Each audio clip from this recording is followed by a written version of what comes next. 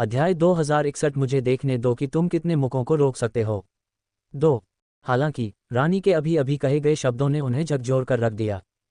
क्या उसने उन विदेशी मनुष्यों का विरोध करने के लिए सभी सर्पमानवों को एकजुट किया था? बिच्छू राजा तारे पर रहने वाले सांपों को लंबे समय से बाहरी मनुष्यों के हाथों अपमान सहना पड़ा था और वे अब इसे सहन नहीं कर सकते थे। कोई भी हीन बने रहने को तैयार नहीं था और वे विरोध करना चाहते थे, लेकिन उनके पास पहले से शक्ति नहीं थी। अब रूई स्नैक सिटी की रानी ने कहा कि वह उन्हें बाहरी मनुष्यों का विरोध करने में नेतृत्व करना चाहती है। उनके दिल आशा से भर गए। क्या ये किया जा सकता है? क्या वे सचमुच अंतरिक्षवासी मनुष्यों का विरोध कर सकते थे? जब उन्होंने रानी की ताकत के बारे में सोचा तो उन्हें आशा की किरण दिखी। झगड़ा करना, झगड़ा करना, झगड़ा करना। अल्पविराम। पब फ्यूचर द्वारा विज्ञापन।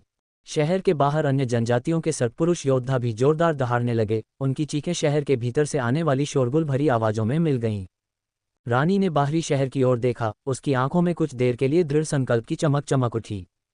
चल दर। एक धीमी चीख के साथ सभी सत्पुरुष योद्धा आकाश में उड़ गए और बिच्छू राजा तारे के उत्तरी भाग की ओर दौड़ पड़े। बिच्छू राजा तारे के उत्तर में एक शहर था जिसे ली स्नैक सिटी के नाम से जाना जाता था, जो एक अत्यंत प्राचीन और विशाल शहर था। संपूर्ण स्कॉर्पियन किंग स्टार में यह शहर शीर्ष शहरों में से एक था, यहाँ तक कि पिछले रूई स्नैक सिटी को भी काफ़ी पीछे छोड़ दिया। लेकिन अब रूई स्नैक सिटी के पास इस शहर को चुनौती देने का अवसर था और उन्होंने बढ़त हासिल कर ली। इस समय ली स्नैक सिटी में माहौल तनावपूर्ण और गंभीर था। कई सत्पुरुष योद्धा शहर की दीवारों पर खड़े होकर दूर के आकाश की ओर ऐसे देख रहे थे मानो किसी दुर्जय शत्रु का सामना कर रहे हों। दम्बा, तुम्हें क्या लगता है कि कैंगजू कब हमला करने आएगी? हम 3 दिन से इंतजार कर रहे हैं। अगर वह नहीं आती है तो क्या मुझे इसी तरह इंतजार करना होगा? शहर के दरवाजे के ऊपर एक मजबूत सर्प मानव, जो एक गरिमा में और वीर रूप में दिखता था, गहरे रंग के युद्ध कवच पहने हुए बोला। उसके पीछे एक पीला चेहरा वाला सांप आदमी चुपचाप खड़ा था। उसकी आंखें उदासी से भरी हुई थीं। यह आदमी कोई और नहीं बल्कि डम्बा था, जिसने पहले नागा जाति के प्राचीन वास्तुकला परिसर में वांगटेंग और अन्य लोगों का सामना किया था। काली छाया द्वारा नियंत्रित होने के बाद वह चमत्कारिक रूप से बच गया, लेकिन उसकी चोटें पूरी तरह से ठीक नहीं हुई थीं। छाया शक्ति, जिसे गुआंग्यू और अन्य लोग भी नहीं हटा पाए थे, अभी भी उसके भीतर थी। पब फ्यूचर द्वारा विज्ञापन। इस स्थिति में और रानी द्वारा बड़े पैमाने पर आक्रमण शुरू करने के बाद वह स्वाभाविक रूप से उसके साथ मुकाबला नहीं कर सकता था और उसके पास ली स्नैक सिटी में शरण लेने के अलावा कोई विकल्प नहीं था। ली स्नैक सिटी का राजा उसका दूर का रिश्तेदार था। बहुत समय पहले वे एक ही वंश का हिस्सा थे, लेकिन बाद में डिम्बा की शाखा अलग हो गई और शुतुरमुर्ग सांप शहर की स्थापना हुई। हालांकि उनका रिश्ता बरकरार रहा और अब एक आम दुश्मन के सामने ली स्नैक सिटी के राजा स्वाभाविक रूप से आत्मसमर्पण से इनकार नहीं करेंगे। भाई, वह आएगी। यह इन दिनों में से एक दिन होगा। मैं उस महिला से बहुत परिचित हूँ। वह अब स्कॉर्पियन किंग स्टार के आधे से अधिक हिस्से को नियंत्रित करती है। अगला लक्ष्य निश्चित रूप से ली स्नैक सिटी होगा, डिम्बा ने उत्तर दिया। क्या वह सचमुच इतनी शक्तिशाली है? ली स्नैक सिटी के राजा डमरूंग ने अपनी भौहें सिकोड़ते हुए पूछा। बहुत शक्तिशाली। मुझे नहीं पता कि उस औरत के हाथ क्या लग गया, लेकिन वह अचानक इतनी शक्तिशाली हो गई, डिम्बा ने थोड़ी ईर्ष्या के साथ कहा। उसकी आवाज़ में कड़वाहट थी। क्या तुम जानते हो कि वह इतनी मजबूत क्यों हो गई? डमरूंग ने शांत स्वर में पूछा। पता नहीं भाई, अगर मुझे पता होता तो मैं तुम्हें बता देता। तुमसे क्यों छिपाऊंगा? डम्बा की नज़रें एक पल के लिए झपकीं और उसने जल्दी से जवाब दिया। मुझे नहीं लगता कि तुम मुझसे झूठ बोलने की हिम्मत करोगे, डमरूंग ने कहा। तभी आकाश में विस्फोटों की आवाज़ें सुनाई देने लगीं और ऊपर से आकृतियां उतरने लगीं। वे यहाँ हैं। डम्बा का चेहरा बदल गया। उसकी आंखों में घबराहट की झलक थी। उसने जल्दी से कहा, भाई, वे यहाँ हैं। तुम घबरा क्यों रहे हो? डैमरूंग ने दूर से घनी भरी बिंदुओं को तेजी से अपनी ओर आते देखा और उसका दिल भी कांप उठा, लेकिन उसने घबराहट का जरा सा भी संकेत नहीं दिखाया। इसके बजाय उसके भीतर लड़ने की भावना का ज्वार उमड़ पड़ा। मुझे देखने दो कि रूई स्नैक सिटी की यह रानी कितनी ताकतवर है। पब फ्यूचर द्वारा विज्ञापन। Boom boom boom. काले बिंदु बहुत तेज गति से, बहुत तेज गर्जना के साथ दूर से तेजी से आगे बढ़ रहे थे। आखिरकार वे ली स्नैक सिटी से कई किलोमीटर दूर आसमान में दिखाई दिए। ली स्नैक सिटी, आत्मसमर्पण करो या लड़ो। आसमान से एक धीमी सी आवाज़ गूंजी, जो ली स्नैक सिटी के ऊपर गूंजी। आत्मसमर्पण, बहुत दुस्साहसिक अनुरोध, डमरूंग ने व्यंग्य किया, फिर आकाश में ऊपर चढ़ गया, आगे खड़े व्यक्ति को देखते हुए। तुम रूई स्नैक सिटी की रानी हो? हाँ, यह मैं ही हूँ, रानी कैंगजू ने शांतिपूर्वक उत्तर दिया। बहुत बढ़िया, उम्मीद के मुताबिक ही मजबूत। डमरूंग ने सिर हिलाया और दूर से स्क्रीन को देखा। उसने कहा, चलो लड़ते हैं। स्वर्ग मंच के मार्शल योद्धाओं को आगे आने दो, बाकी सब बेकार है। हम सभी सांप के आदमी हैं और अगर हम मर जाते हैं तो यह नुकसान है। अगर हम हार गए तो लिस्नैक सिटी अब से आपकी कमान में होगी, लेकिन अगर हम जीत गए तो तुम मेरे सामने झुक जाओगे। लड़ो। सांपों की रानी ने ज्यादा कुछ नहीं कहा, उसका रुख साफ था। हा हा हा, अच्छा चलो युद्ध करते हैं। डमरून ने दिल खोलकर हंसते हुए जोरदार दहाड़ लगाए। स्वर्ग के सभी योद्धा युद्ध में मेरे पीछे आओ। झगड़ा करना, झगड़ा करना। अल्पविराम। दोनों ओर के स्वर्ग स्तर के योद्धाओं ने चिल्लाकर हिंसक संघर्ष किया, जिससे पूरे आकाश में शक्ति की भयानक लहरें गूंजने लगीं। दूर से स्टेलर अकादमियों के योद्धाओं के समूह दिखाई दिए। वांग टेंग, टोंगन और अन्य के अलावा स्वाभाविक रूप से कई अन्य स्टेलर अकादमियों के छात्र मिशन कर रहे थे। हाल के महीनों में रानी की विजयों ने काफी हलचल मचा दी थी, जिससे स्वाभाविक रूप से कई छात्रों का ध्यान इस ओर गया। एक पहाड़ की चोटी पर योद्धाओं का एक दल खड़ा होकर दूर से चल रहे युद्ध को देख रहा था। रूई स्नैक सिटी की रानी शक्तिशाली लगती है। एक मार्शल योद्धा ने अपनी छाती के सामने अपनी बाहों को पार किया और हंसा। वह कवच पहने हुए था, लेकिन उसकी दोनों भुजाएं खुली हुई थीं तथा उसने कोई वस्त्र नहीं पहना था। मुझे देखने दो कि तुम कितने मुखों को रोक सकते हो। 3। उन खुली हुई भुजाओं पर 2 सर्प टैटू बने हुए थे, जिनका रंग गहरा काला था, जिससे उनका स्वरूप विशेष रूप से भयावह लग रहा था। आप बिना कुछ ताकत के बिच्छू राजा स्टार को एकीकृत नहीं कर सकते, एक अन्य मार्शल योद्धा, जिसने अपनी पीठ पर एक युद्ध तलवार रखी थी, ने उदासीनता से कहा। यदि वह ये लड़ाई जीत जाती है तो वह बिच्छू राजा स्टार को एकीकृत कर सकती है।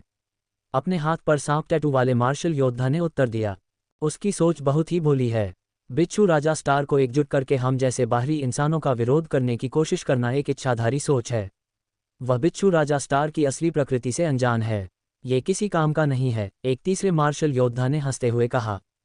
इससे कोई फर्क नहीं पड़ता, उसे हंगामा करने दो, उसके बाद हम हस्तक्षेप कर सकते हैं। इस रानी का वंश दिलचस्प लगता है और मेरे लिए उपयोगी होना चाहिए, अपनी बांह पर सांप के टैटू वाले मार्शल योद्धा ने बेपरवाही से कहा। बॉस, ऐसा लग रहा है कि आपके पायथन किंग वैनोमस आर्ट में फिर से कुछ प्रगति होने जा रही है, एक मार्शल योद्धा ने मुस्कुराते हुए टिप्पणी की। मुझे आशा है कि ऐसा ही होगा, हाथ पर सर्प टैटू वाले योद्धा ने धीरे से कहा। अल्पविराम। इस बीच स्कॉर्पियन किंग स्टार के सुदूर उत्तरी क्षेत्र में विभिन्न घातक पदार्थों से भरा एक खतरनाक और जहरीला बंजर इलाका था। इस स्थान पर बहुत कम लोग प्रवेश कर सकते थे तथा यहाँ तक कि स्वर्ग स्तर के योद्धा भी जो इसमें प्रवेश करते थे उन्हें मृत्यु सा अनुभव होता था। लोगों को ये पता नहीं था कि विषैली लहरों का स्रोत यहीं स्थित था। जहरीली लहरों के ऊपर प्राचीन नागा जाति का वास्तुशिल्प परिसर भी इसी उत्तरी क्षेत्र में था। यह एक स्थानिक दरार के भीतर मौजूद था जो खोज से छिपा हुआ था। Ads by pub Future. इस समय निषिद्ध क्षेत्र में कई विषैले जीव छिपे हुए थे। मध्यम स्तरीय शाही स्तर के सम्राट और उच्च स्तरीय शाही स्तर के विषैले जीव हर जगह थे, लगातार खूनी लड़ाई में लगे हुए थे। इन विषैले जीवों की जिंदगी का यही तरीका था, वे ताकतवर बनने और अपनी प्रजाति के राजा बनने के लिए एक दूसरे से लड़ते और खाते थे। निषिद्ध क्षेत्र के किनारे पर अंतरिक्ष की संरचना अचानक लहरदार हो गई और एक स्थानिक दरार प्रकट हो गई। गर्जन, गर्जन। आसपास के विषैले जीवों को कुछ आभास हुआ और वे घबरा गए तथा दरार की ओर दहाड़ने लगे। तभी दरार से एक आकृति बाहर निकली, बिना किसी हलचल के, बिना किसी आवाज के। लेकिन जब आसपास के विषैले जीवों ने इस आकृति को देखा तो वे सभी दंडवत हो गए और एक धीमी शोकाकुल ध्वनि निकाली, जैसे कि उन्होंने किसी डरावनी उपस्थिति का सामना किया हो। यह आकृति कोई और नहीं बल्कि वांग टेंग थी, जो रक्त के कुंड से जागी थी। इस समय वांग टेंग ने चारों ओर देखा और हैरान दिखाई दिया। ये कहाँ है? ऐसा लगता है कि यह स्कॉर्पियन किंग स्टार का सुदूर उत्तरी क्षेत्र है और अब आप एक निषिद्ध क्षेत्र के अंदर हैं, उसके मन में एक आवाज ने कहा। मैं सुदूर उत्तर में पहुंच गया हूँ। वह जहरीली लहर लगातार आगे बढ़ रही है, वांग टेंग ने अविश्वास में कहा। राउंड बॉल ने कहा, अन्यथा प्राचीन नागा जाति के वास्तुशिल्प परिसर की खोज में इतना समय नहीं लगता। ये सच है, मुझे आश्चर्य है कि क्या वे चले गए हैं, वांग टेंग ने कहा। Ads by pub future. वे शायद पहले ही जा चुके हैं। आखिरकार कोई भी आपका इंतजार नहीं करता, खासकर ये देखते हुए कि आप वहां कितनी देर तक रहे थे, राउंड बॉल ने जवाब दिया। मुझे भी उम्मीद नहीं थी कि इसमें इतना समय लगेगा। मैं बस इसे आत्मसात कर रहा था और इसमें इतना समय लग गया, वांग टेंग ने अपना सिर हिलाया। सौभाग्य से फसल अच्छी थी। चल दर, इस ग्रह को छोड़ने का समय आ गया है। ऐसा करते हुए वह एक कदम आगे बढ़ा, एक प्रकाश की किरण में परिवर्तित हो गया और आकाश में गायब हो गया। जाने से पहले मुझे रूई स्नैक सिटी का दौरा करना चाहिए। मुझे ये जांचना है कि क्या उन्होंने जहरीली आध्यात्मिक जड़ी बूटियां और जहरीले सितारा जानवर तैयार किए हैं जिनका मैंने पहले अनुरोध किया था। मुझे आश्चर्य है कि क्या उन्होंने उन्हें तैयार कर लिया है, वांग टेंग ने आकाश में तेजी से उड़ते हुए सोचा। यह मेरे मिशन का हिस्सा है। अल्पविराम। Boom boom boom. लीस्नेक सिटी के ऊपर भीषण युद्ध जारी रहा, जिसमें बलों की विनाशकारी तरंगें सब कुछ नष्ट करने में सक्षम थीं। दो चमकीले प्रकाश पिंड बार बार टकराए। धमाका। अगले ही पल एक और हल्का पिंड उड़ता हुआ आया जो डमरून की आकृति में बदल गया। वह जोर जोर से सांस ले रहा था, उसकी निगाहें आश्चर्य से भरी हुई थीं और वह आगे देख रहा था। रानी भी बाहर आ गई, उसका सर्प जैसा शरीर धीरे धीरे हिल रहा था, अविश्वसनीय रूप से आकर्षक। जब वह डमरून को देख रही थी तो उसके चेहरे पर उल्लेखनीय शांति थी। अब इसे खत्म करने का समय आ गया है। Ads by pub Future. उसके मुंह से आवाज निकली। धमाका। अचानक ही उसके शरीर से एक अत्यंत शक्तिशाली आभा फूट पड़ी और उसके पीछे एक विशालकाय अजगर की छाया प्रकट हुई जो हवा में कुंडली मार रही थी। अनंत प्राचीन और विशाल इरादे सामने आए। यह क्या है? डमरून की आंखें चौड़ी हो गईं और वह उस विशालकाय अजगर के भूत को देखकर आश्चर्यचकित हो गया जो उसके सामने प्रकट हुआ था। रानी की तलवार से एक शानदार रोशनी निकली जो तलवार की ऊर्जा की एक धार में बदल गई। उसके सिर के ऊपर प्राचीन और राजसी आदिम महासागरीय सर्प का प्रेत तलवार की ऊर्जा के साथ विलीन हो गया। इसने एक जोरदार गर्जना की और डमरून पर उतर आया। लानत है! डमरून की पुतलियां सिकुड़ गईं और वह चिल्लाया। उसकी शक्ति बढ़ गई और उसने अपनी युद्ध तलवार को लहराया, जिससे एक भयानक ब्लेड की रोशनी आसमान में उड़कर विशालकाय अजगर प्रेत से भिड़ गई। धमाका। एक गगनभेदी विस्फोट हुआ और ब्लेड और तलवार की ऊर्जा आकाश में फैल गई, जिससे हजारों मीटर के दायरे में एक प्रतिबंधित क्षेत्र बन गया। अगले ही क्षण एक जोरदार धमाके के साथ ब्लेड की ऊर्जा अंततः उस भयानक विशालकाय अजगर के नीचे टूट गई और अनगिनत ब्लेड के टुकड़ों में टूटकर सभी दिशाओं में बिखर गई। उफ! डमरून ने मुंह भर खून थूका और उसके पूरे शरीर को ऐसा लगा जैसे बिजली गिर गई हो। दूरी पर अन्य स्वर्ग मंच के मार्शल योद्धा चौंक गए और अपनी दृष्टि इस दिशा में घुमा ली। समर्पण करो या मर जाओ। रानी हवा में खड़ी थी, उसकी आवाज धीमी धीमी गूंज रही थी। डमरून का चेहरा अनिच्छा से भरा था, लेकिन अंत में उसने एक आह भरी और अपना शरीर थोड़ा झुका लिया। आसपास का आकाश एक क्षण के लिए शांत हो गया और फिर रूई सर्पनगर के सर्पपुरुष योद्धा जयकारे लगाने लगे। वे जीत गए थे और रूई स्नैक सिटी वंश ने अंततः बिच्छू राजा स्टार को एकीकृत कर दिया था। ये जश्न मनाने लायक क्षण था।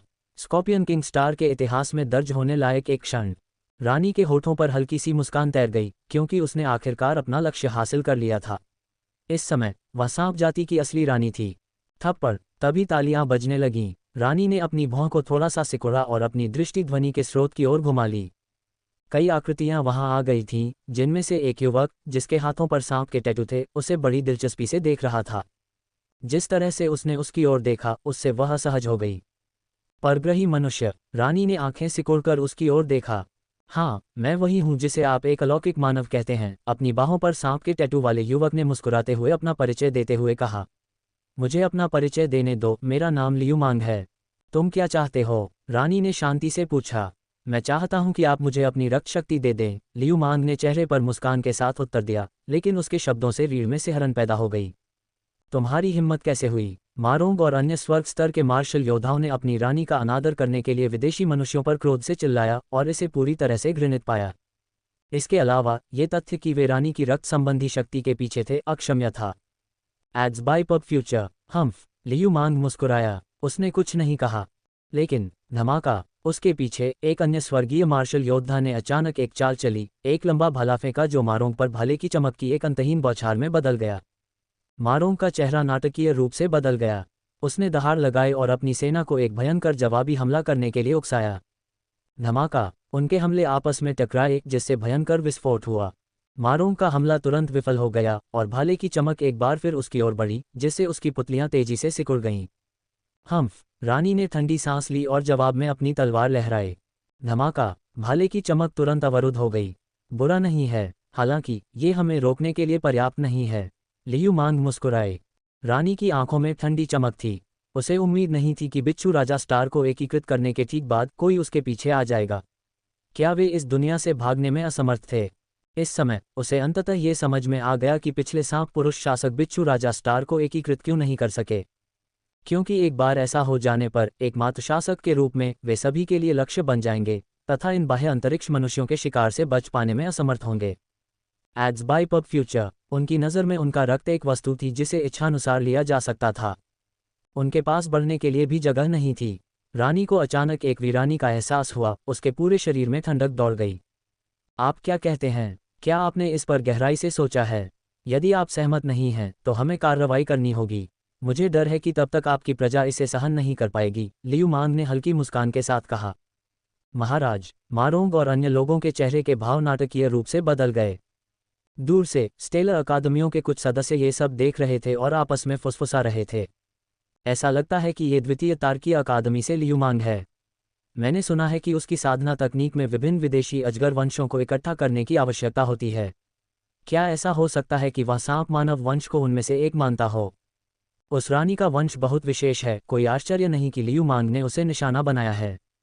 ये दुखद है। वे अंततः इस ग्रह को एकीकृत करने में सफल रहे, लेकिन उन्हें बहुत प्रतिकूल परिस्थितियों का सामना करना पड़ रहा है। असमानता बहुत अधिक है। लियू मांग बहुत ही अराजक है। वह सांपों के साथ ऐसा व्यवहार क्यों कर रहा है? खैर, अधिकांश लोग इन मूल निवासियों को मनुष्य नहीं बल्कि मात्र पशुधन के रूप में देखते हैं। अल्पविराम। कुछ लोग तो बस मूक दर्शक बने रहे, उदासीन बने रहे, जबकि अन्य लोग सांप मानवों के प्रति सहानुभूति महसूस करने से खुद को नहीं रोक सके। सच में, ये दुर्भाग्य ही था कि रानी को लियू मांग जैसे योद्धा का सामना करना पड़ा, जिसे अपनी साधना के लिए विदेशी अजगर वंश की आवश्यकता थी। अन्यथा वह अपने शासन को एकीकृत करने के तुरंत बाद इस तरह के खतरे का सामना न करते हुए कुछ समय तक टिक पाती। इस समय रानी की नज़र उसके चारों ओर खड़े सर्प पुरुष योद्धाओं पर पड़ी। उसकी आंखों में दुख की झलक दिख रही थी। Ads by pub Future. धमाका। अचानक उसके भीतर से एक शक्तिशाली उतार चढ़ाव फूट पड़ा, जो आकाश और पृथ्वी तक फैल गया। अच्छा नहीं, वह खुद ही विस्फोट कर लेगी। लियू मांग के पीछे खड़ा एक योद्धा चिल्लाया। लियू मंगमैन ने यह अनुमान नहीं लगाया था कि रानी इतनी दृढ़ निश्चयी होंगी कि उन्हें कोई लाभ मिलने देने के बजाय आत्मविस्फोट का विकल्प चुनेंगी। उसने नाक सिकुड़ी और उसकी आंखों से ठंडी रोशनी फूट पड़ी। उसका आकार एक पल में गायब हो गया। अगर मैं तुमसे न कहूं तो तुम मरोगे नहीं। पलक झपकते ही वह रानी के सामने प्रकट हुआ और उसकी गर्दन तक पहुंच गया। बल बढ़ने लगा। उसने रानी की शक्ति को रोकने और उसे आत्मविस्फोट से बचाने का प्रयास किया। रानी तेजी से पीछे हटी और अपने भीतर की शक्ति को तीव्र गति से जुटाया। तुम बच नहीं सकते, लियू मांग चिल्लाया और उसकी शक्ति एक विशाल अजगर में तब्दील हो गई, जो रानी की ओर झपटा। फोर्स पाइथन अविश्वसनीय रूप से तेज था और अगले ही पल वह रानी पर झपट पड़ा और उसके ठीक सामने आ गया। रानी की पुतलियां सिकुड़ गईं, चेहरा अनिच्छा से भर गया। लेकिन उसी समय अचानक एक हाथ उसके बगल से आया और जोर से थप्पड़ मारा। धमाका। एक जोरदार, तीव्र विस्फोट हुआ, मानो उस हथेली के नीचे अंतरिक्ष को कुचला जा रहा हो, जिसके परिणामस्वरूप एक जोरदार विस्फोट हुआ। फोर्स पाइथन इसका सामना नहीं कर सका और एक जोरदार धमाके के साथ फट गया तथा आदिम ऊर्जा की तरंगों में बिखर गया। कौन? लियू मांग के चेहरे पर आश्चर्य का भाव दिखा। उसका शरीर पीछे हट गया और वह चिल्लाया। रानी क्षण भर के लिए हैरान रह गई। किसी ने उसके कंधे पर थपथपाया, जिससे उसके भीतर की शक्ति दब गई।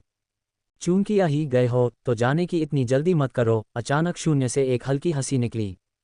अगले ही क्षण लियू मांग की पुतलियां फैल गईं और शून्य में एक चमक के साथ एक आकृति उसके सामने प्रकट हुई और उसे पकड़ने के लिए आगे बढ़ी।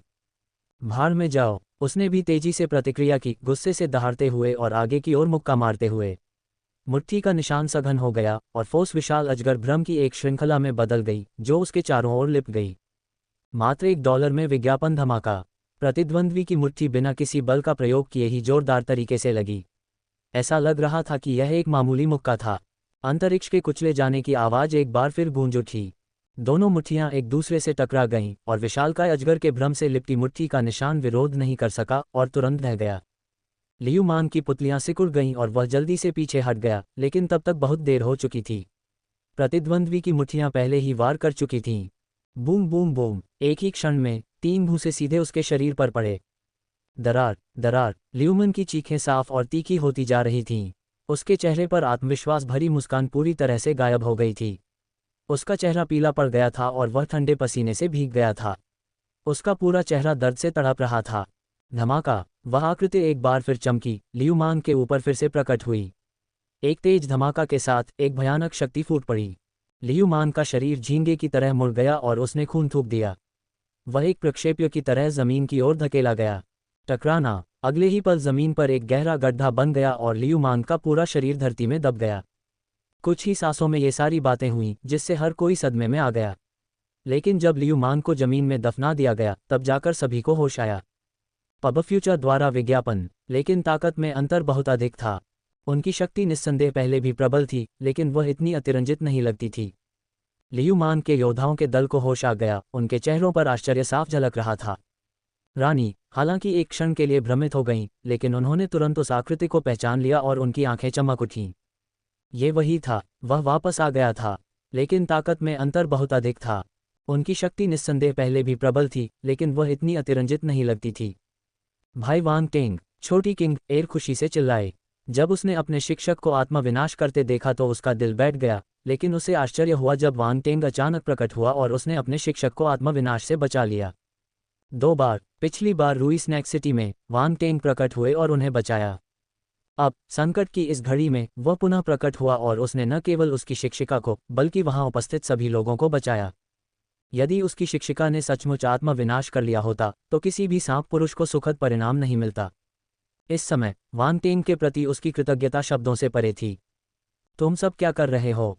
ये सब हंगामा क्यों हो रहा है? वांग टेंग ने पलटकर उनकी ओर देखा और चिढ़कर पूछा। पब फ्यूचर द्वारा विज्ञापन, वह यहाँ जल्दी से आया था और संयोग से रानी को आत्मविनाश करते हुए देख लिया, जिससे आगे के विचार के लिए कोई समय नहीं बचा। उसे तुरंत कार्रवाई करनी पड़ी। हालांकि सामने वाला व्यक्ति कुछ कमजोर लग रहा था, उसे बस कुछ भूसे लगे और वह वापस उठ नहीं सका। रानी दंग रह गई। क्या इस आदमी को अभी तक समझ नहीं आया कि क्या हो रहा था? दूर खड़े लियू मंग की टीम के सदस्य भी कुछ हद तक हैरान थे। वे स्थिति को ठीक से समझ नहीं पाए थे और यह व्यक्ति परिस्थितियों को समझे बिना ही हस्तक्षेप कर रहा था। यह आदमी कौन था? उन्हें लगा कि उनके नेता के साथ अन्याय हुआ है। आप कौन हैं? लियू मांग की टीम के एक स्वर्ग स्तर के योद्धा ने घुटन भरी सांस के साथ पूछा। उसका चेहरा अप्रिय हो गया। मैं, वांग टेंग ने खुद की ओर इशारा करते हुए कहा। मैं कौन हूँ, इससे कोई फर्क नहीं पड़ता। फर्क तो इस बात से पड़ता है कि आप कौन हैं। हम द्वितीय तार्कीय अकादमी के छात्र हैं। आपको भी तार्कीय अकादमी से होना चाहिए। आपने हमारे मामलों में हस्तक्षेप क्यों किया? लियू मांग की टीम के एक अन्य स्वर्ग मंच मार्शल योद्धा ने पूछा। क्योंकि तुमने मेरे दोस्त पर हमला किया और मैं चुपचाप खड़ा होकर कुछ नहीं कर सकता था, वांग टेंग ने जवाब दिया। लियू मांग की टीम के सदस्य अवाक रह गए। एक शानदार अकादमी का छात्र एक स्थानीय व्यक्ति से दोस्ती कर रहा है। यदि उन्होंने इसे अपनी आंखों से न देखा होता तो वे इस पर विश्वास नहीं करते। खांसी, खांसी, नीचे से खांसने की आवाज आई और लियू मांग लड़खड़ाते हुए गहरे गड्ढे से बाहर आ गया। नेता, लियू मांग की टीम के सदस्य दौड़कर आए। ओह, जैसा कि मैंने कहा, तुम अभी मरे नहीं हो, फिर कुछ भूसे से तुम कैसे मर सकते हो? वांग टेंग ने मुस्कुराते हुए कहा। लियू मांग, पब फ्यूचर द्वारा विज्ञापन। उसने ऐसा कहा जैसे वह बहुत कमजोर हो गया हो। उसने अभी अभी अपने शरीर की चोट को दबाया था और अब वह लगभग फिर से फटने वाली थी। खून की एक धार उसके गले तक पहुंच गई, लेकिन उसने उसे बलपूर्वक दबा दिया। वह शांत नहीं था। उसकी नज़र सामने खड़े व्यक्ति पर टिकी हुई थी। ये व्यक्ति कौन था? ऐसा प्रतीत होता था कि वह अभी ब्रह्मांड स्तर तक ही पहुंचा था, लेकिन वह इतना शक्तिशाली क्यों था? पहले तो ऐसा लग रहा था कि वे घूंसे पूरी तरह से उसकी शारीरिक शक्ति से प्रेरित थे, फिर भी उन्होंने उसे असहाय बना दिया, जो अविश्वसनीय रूप से भयानक था। ये राक्षस कहाँ से आया? आप वास्तव में कौन हैं? लियू मांग ने गहरी सांस ली। उसकी अभिव्यक्ति तनावपूर्ण थी। 7वीं तार्कीय अकादमी, वांग टेंग। वांग टेंग ने शांति से उत्तर दिया। वांग टेंग, आसपास के कई लोग क्षण भर के लिए नाम सुनकर अचंभित रह गए तथा उसे तुरंत याद नहीं कर पाए। वांग टेंग, ये वही है। हालांकि कुछ लोगों को तुरंत याद आ गया और वे आश्चर्य से चिल्लाने लगे। लियू मांग उनमें से एक था, लेकिन वह विश्वास नहीं कर पा रहा था कि उसके सामने खड़ा व्यक्ति वही नौसिखिया था जो हाल ही में स्टेला अकादमी में शामिल हुआ था। असंभव, उसकी तो बात ही छोड़िए, अगर वह कोई और होता तो भी किसी को विश्वास करने की हिम्मत नहीं होती। एक ब्रह्मांड मंच के मार्शल योद्धा, एक नए छात्र ने एक स्वर्ग मंच के मार्शल योद्धा को, और वह भी एक अनुभवी योद्धा को, बस कुछ ही मुखों से पूरी तरह से परास्त कर दिया। ये बेतुका लग रहा था। यह कोई हंसी मजाक की बात नहीं थी। तुम ऐसा कह रहे हो जैसे मैं नकली हूं। वांग टेंग ने अपनी आंखें घुमाई। जब वह सच बोल रहा था तब भी किसी ने उस पर विश्वास नहीं किया। वह इन लोगों से परेशान नहीं हो सकता था, इसलिए उसने सीधे कहा, क्या तुम खुद ही चले जाना चाहते हो या मुझसे लड़ना चाहते हो? हमारे पास बहुत सारे लोग हैं। हमें आपसे डरने की जरूरत नहीं है, लियू मांग ने भद्दे भाव से कहा। वह बता सकता था कि वांग टेंग अभी भी ब्रह्मांड के चरण में था। वे स्वर्ग के चरण में थे, इसलिए वे उससे डरते नहीं थे। इस आदमी का शरीर शायद अधिक मजबूत होगा। मुझे देखने दो कि तुम कितने मुखों को रोक सकते हो। 6 पहले वह पूरी तरह से असहाय था क्योंकि वांग टेंग अचानक प्रकट हुआ था और उसने समय पर प्रतिक्रिया नहीं की थी। तो फिर चलो लड़ते हैं। वांग टेंग अपनी शारीरिक शक्ति की सीमा का परीक्षण करने के लिए इस अवसर का लाभ उठाते हुए प्रयास करने के लिए उत्सुक था। चलो पीछे मत हटो। लियू मांग और अन्य लोगों को अपने चेहरे पर तनाव महसूस हुआ। यह आदमी लड़ाई करने के लिए उत्सुक लग रहा था। भाई वांग टेंग, उन्हें जाने मत देना। इन बुरे लोगों ने मास्टर को लगभग मौत के घाट उतार दिया था। वे मास्टर के वंश को छीनना चाहते हैं, छोटी किंग रन ने चिल्लाकर कहा। तुमने सुना, मेरा दोस्त चाहता है कि मैं तुम्हें पीट पीट कर मार डालूं। वांग टेंग ने लियू मांग और बाकी लोगों की तरफ देखा, उसकी आंखें थोड़ी सिकुड़ी हुई थीं। रक्त की शक्ति चुराने की कोशिश करना, ये निर्दयी है। जाना। लियूमन का चेहरा काला पड़ गया, उसे एहसास हुआ कि अब और कुछ कहना बेकार है। उसने तुरंत चिल्लाकर अपनी टीम को हमला करने के लिए कहा। लियूमन की टीम में 5 सदस्य थे, जो 5वें से 6ठे स्तर तक स्वर्ग स्तर पर थे। उनमें से प्रत्येक के पास जबरदस्त ताकत थी, जो सांपों के स्वर्ग चरण के मार्शल योद्धाओं से काफ़ी अधिक शक्तिशाली थी। लियू मांग स्वयं स्वर्ग चरण के 6ठे स्तर पर थे और उनकी शक्ति उस रानी के बराबर थी जिसने उनके वंश को जागृत किया था। हालांकि वह समझते थे कि वर्तमान स्थिति यही है और यदि रानी को आगे बढ़ने के लिए और समय मिलता तो वह और उनकी टीम उनका मुकाबला नहीं कर पाती। अंतर केवल उनके अनुभव और ज्ञान की गहराई का था। Boom boom boom. इस समय लियू मांग और उनकी टीम ने वांग टेंग के खिलाफ समन्वित हमला बोल दिया। वे दृढ़ निश्चयी भाव से यह जानते थे कि आज का दिन अच्छा नहीं होगा, इसलिए उनका एकमात्र विकल्प वांग टेंग को खत्म करना था। सातों स्टेलर अकादमियों में सहयोग और प्रतिस्पर्धा दोनों शामिल थे। छात्र विभिन्न क्षेत्रों से आते थे और हमेशा पूर्ण सामंजस्य में नहीं रह पाते थे। जब मामला सुलह समझौते की स्थिति तक पहुंच गया तो उनके पास हिंसा का सहारा लेने के अलावा कोई विकल्प नहीं बचा। वांग टेंग शांत रहे। 5वें या 6ठे स्तर के स्वर्ग मंच पर 5 मार्शल योद्धाओं के सामने वे बेहद शांत दिखाई दिए, यहाँ तक कि उनमें आत्मविश्वास की झलक भी दिखी। उनका धैर्य इस तथ्य पर आधारित था कि उनकी शारीरिक शक्ति में हाल ही में असाधारण वृद्धि हुई थी। कुछ ही महीनों में उन्होंने खून का तालाब पूरी तरह से खाली कर दिया। यदि वह शक्तिशाली न होता तो नागा जाति को निराश कर देता। वांग टेंग ने एक हल्की सी विस्मयादिबोधक ध्वनि निकाली और साथ ही अपने सच्चे ड्रैगन युद्ध शरीर और प्राचीन देव शरीर को सक्रिय कर दिया। धमाका। आग की लपटें उठ रही थीं, वांग टेंग को अपनी चपेट में ले रही थीं, उसके शरीर पर ड्रैगन के समान आग की परतें बन गई थीं। उसके माथे के बीच में एक सुनहरा निशान दिखाई दिया। एड्स बाय पब फ्यूचर दरार। वांग टेंग ने अपनी गर्दन हिलाई, एक तीखी आवाज निकाली और लियू मांग और बाकी लोगों को देखकर मुस्कुराया। उसने अपने चमकते सफ़ेद दांत दिखाए, एक बेमिसाल अहंकार दिखाया। आओ, मैं देखता हूं कि तुम कितने घूंसे झेल सकते हो। इस समय वांग टेंग पूरी तरह से विद्रोही था और उसमें अवर्णनीय आत्मविश्वास झलक रहा था। यह क्या है? लियू मांग और अन्य लोगों के हाव भाव एकदम बदल गए। वांग टेंग कुछ क्षण पहले ही बहुत शक्तिशाली था, लेकिन अब उसके अचानक भड़कने से उन्हें ऐसा लगा जैसे वे किसी भयानक अग्नि राक्षस का सामना कर रहे हैं। जलती हुई भारी आभा ने सांस लेना लगभग असंभव कर दिया था। हालांकि वांग टेंग ने उन्हें प्रतिक्रिया करने का समय नहीं दिया। उनका आंकड़ा अचानक अपने मूल स्थान से गायब हो गया। धमाका। स्थानिक विकृति इतनी गहरी थी कि वांग टेंग का विस्फोट अंतरिक्ष में फैल गया, जिससे वह तुरंत लिटिल टेंग की टीम के एक स्वर्गीय मार्शल योद्धा के सामने पहुंच गया। फिर उसने एक मुक्का मारा। एक मुक्का पड़ा। इस प्रहार के साथ ही आग की लपटें उठने लगीं, मानो आसमान से आग का एक विशाल समुद्र बरस रहा हो। स्वर्ग स्तर का योद्धा पूरी तरह भयभीत हो गया, उसकी पुतलियां अपनी सीमा तक सिकुड़ गईं। एरिक, पूरी ताकत से आगे बढ़ो। लियू मांग के पास बचाव के लिए समय नहीं था, इसलिए वह दहाड़ा। एरिक ने तुरंत गुस्से में चिल्लाते हुए जवाब दिया। उसके अंदर की शक्ति भड़क उठी और उसकी डोमेन पावर आसमान में उछल पड़ी। उसने अपने हाथ में एक युद्ध कुल्हाड़ी पकड़ी और उसे भयंकर तरीके से घुमाया। मरना। एक भयानक कुल्हाड़ी की आभा 7वें दर्जे के डोमेन की शक्ति को संघनित करते हुए वांग टेंग की ओर बढ़ी। वांग टेंग ने एक बार और मुक्का मारा, फिर 2 बार। धमाका।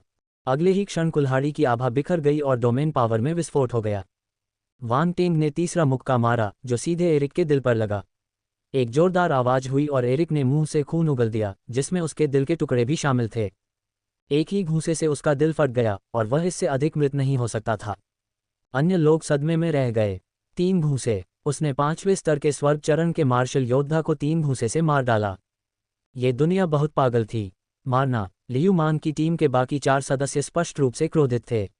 उन्होंने वांग टेंग पर हमला किया और एक स्वर्ग मंच मार्शल योद्धा ने 7वें स्तर के धातु डोमेन के विस्फोट के साथ रेजरशार्प गोल्डन ब्लेड ऊर्जा की एक भीड़ को छोड़ दिया। उसने वांग टेंग की ओर गोल्डन ब्लेड ऊर्जा को क्रूरतापूर्वक घुमाया। Ads by pub Future. दूसरे स्वर्ग मंच के योद्धा ने तलवार लहराई, जबकि 7वीं श्रेणी का जल क्षेत्र उससे निकल रहा था। टकराने वाली लहरों की आवाज़ आसमान में गूंजती हुई लग रही थी। उसने अपनी तलवार को बाईं ओर से वांग तेन की ओर घुमाया और तलवार की चमक के साथ पानी का उफान भी आया, मानो कोई सागर वांग तेन को निगल रहा हो। फिर एक अन्य ने एक लंबा भाला चलाते हुए एक ठंडी रोशनी छोड़ी जो भाले से निकली, जिसने छठे स्तर के बर्फ क्षेत्र को घेर लिया और सब कुछ जमा दिया। वांग तेंग ने 3 मुखों से जवाब दिया, जो सीधे स्वर्ण ब्लेड ऊर्जा पर प्रहार करते थे। खनक खनक खनक, हवा में धातुओं के टकराने की आवाज गूंजने लगी और स्वर्णिम ब्लेड ऊर्जा पर दरारें दिखाई देने लगीं। वांग तेंग की मुट्ठियों से केवल कुछ खून के धब्बे ही बचे, उसकी हड्डियों को कोई नुकसान नहीं पहुंचा। स्वर्ग मंच के मार्शल योद्धा की अभिव्यक्ति बदल गई। धमाका! अगले ही पल ब्लेड की ऊर्जा बिखर गई और वांग तेंग की आकृति चमक उठी जैसे ही वह तलवार चलाने वाले योद्धा के सामने आया। उसने एक मुक्का मारा। टकराना! स्वर्ग स्तर के योद्धा का सिर फट गया और उसकी मौके पर ही मृत्यु हो गई। इस समय तलवार की रोशनी जैसे कि लहरें टकरा रही हों पास आ गई। भाले की चमक भी आ गई थी। उन्होंने उसी समय वांग तेंग को घेर लिया। ऐसा आक्रमण कुछ सबसे शक्तिशाली स्वर्ग स्तर के मार्शल योद्धाओं के लिए भी विनाशकारी हो सकता है। हम्फ! वांग तेंग ने ठंडी सांस ली और उसकी आंखों में ठंडक की चमक उठी। उसने मन ही मन एक आदेश दिया, ठोस हो जाओ।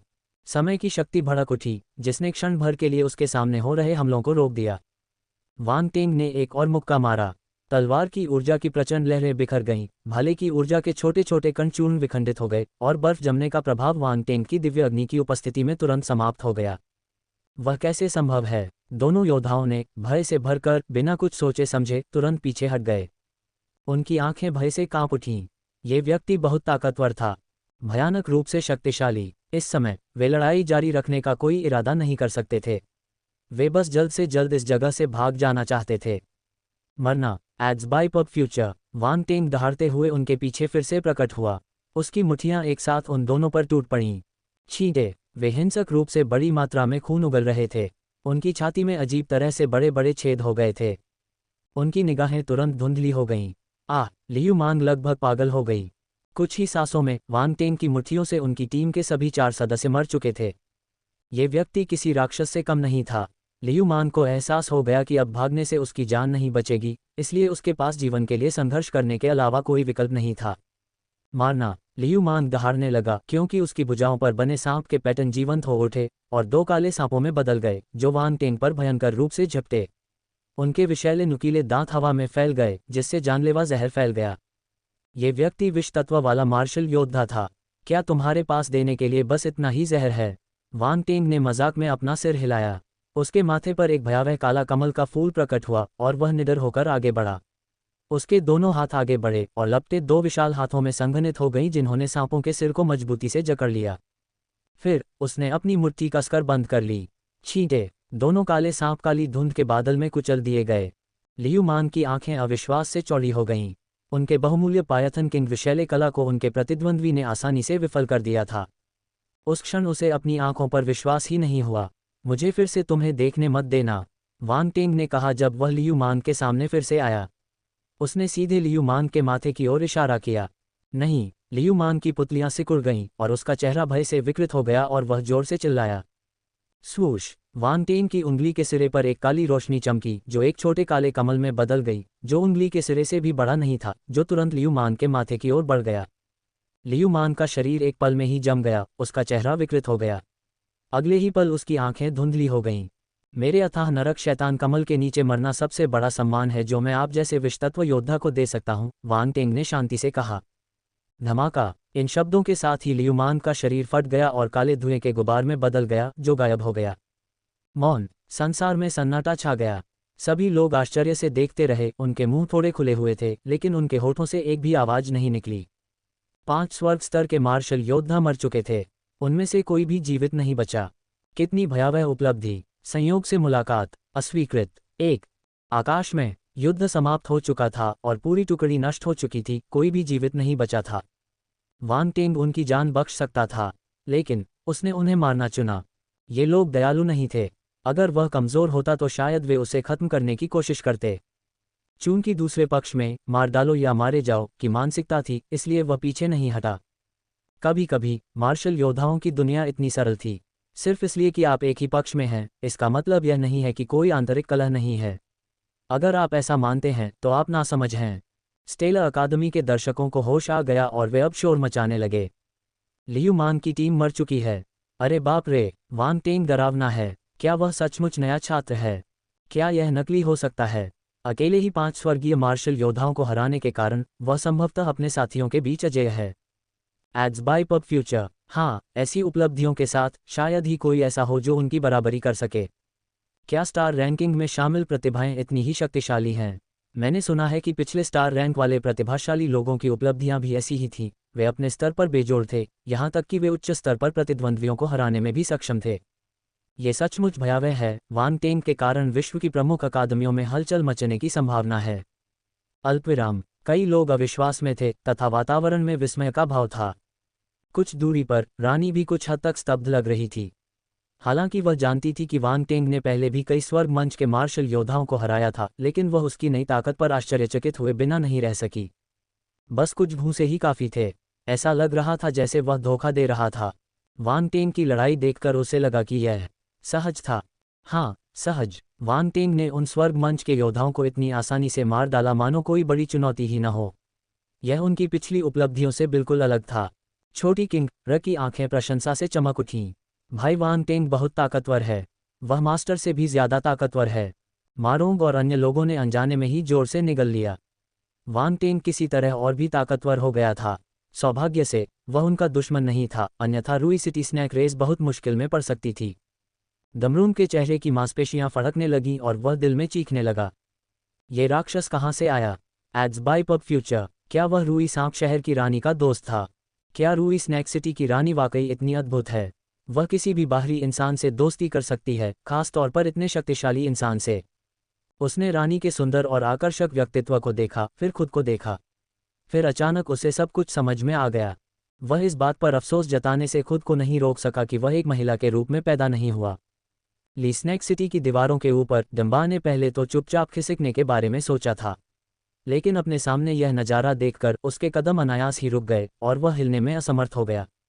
वांग टेंग ने उस पर कोई ध्यान नहीं दिया था, लेकिन डिम्बा इस भावना से छुटकारा नहीं पा सका कि अगर वह भाग गया तो वह पहला निशाना होगा।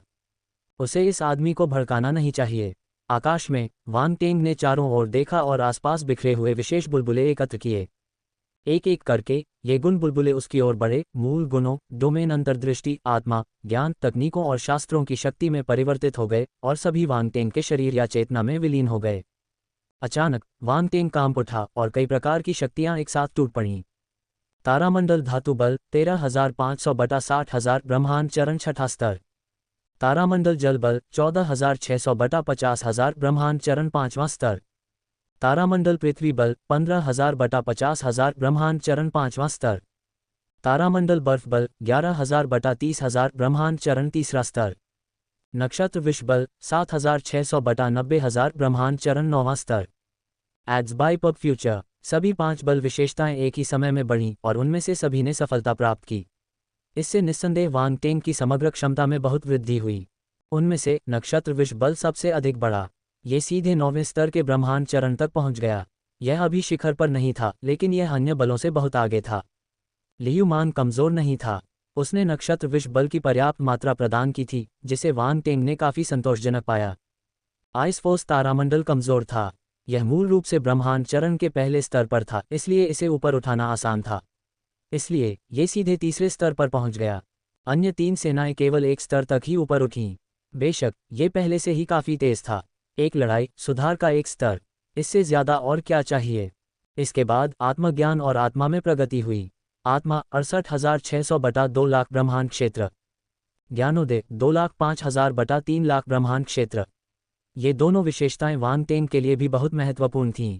ज्ञानोदय से उसकी तकनीकों को समझने, उत्पत्ति की शक्ति को समझने और अपनी शक्ति को बेहतर बनाने की क्षमता प्रभावित होगी। चूंकि उसने स्वर्ग के स्तर पर तकनीक बनाने की योजना बनाई थी, इसलिए ब्रह्मांड क्षेत्र का ज्ञानोदय शायद पर्याप्त न हो। आखिरकार वह जो धर्मग्रंथ बनाना चाहते थे वह असाधारण था। दूसरी ओर आत्मा ने वांग टेंग की आध्यात्मिक शक्ति को प्रभावित किया। उसकी आध्यात्मिक शक्ति जितनी मजबूत थी, वांग टेंग उतनी ही अधिक आध्यात्मिक शक्ति को नियंत्रित कर सकता था। अब जबकि उसका भौतिक शरीर भयावह स्तर पर पहुंच चुका था, वह जल्द से जल्द अपनी शक्ति और आत्मा को पकड़ने का प्रयास करेगा। ये तीनों ही अपरिहार्य थे। इनमें से प्रत्येक तत्व एक बैरल में लकड़ी के तख्ते की तरह था, और यदि उनमें से कोई भी बहुत छोटा था तो यह एक लड़ाकू योद्धा के लिए सीमित कारक बन जाता था। हालांकि सभी मार्शल योद्धा इन तत्वों में संतुलन नहीं बना पाते थे, और कईयों ने इनमें से किसी एक में विशेषज्ञता हासिल करना चुना। कुछ लोग बल में विशेषज्ञ थे, कुछ शारीरिक शक्ति में, कुछ आत्मा में। हर किसी की पसंद अलग अलग थी। जहां तक वांग टेंग का सवाल है, वह उन सभी को चाहता था। जहां दूसरे लोग मजबूत थे वहां वह मजबूत था, जहां दूसरे लोग मजबूत नहीं थे वहां भी वह मजबूत था। यह उनका मार्शल आर्ट पथ था। फिर डोमेन की शक्ति थी। 5 मार्शल योद्धाओं के डोमेन कमजोर नहीं थे। एक बर्फ तत्व मार्शल योद्धा के अलावा, जिसका डोमेन 6ठा रैंक का था, बाकी सभी 7वें रैंक पर थे। वांग टेंग के मन में अचानक उसे कई अंतर्दृष्टियां मिलीं।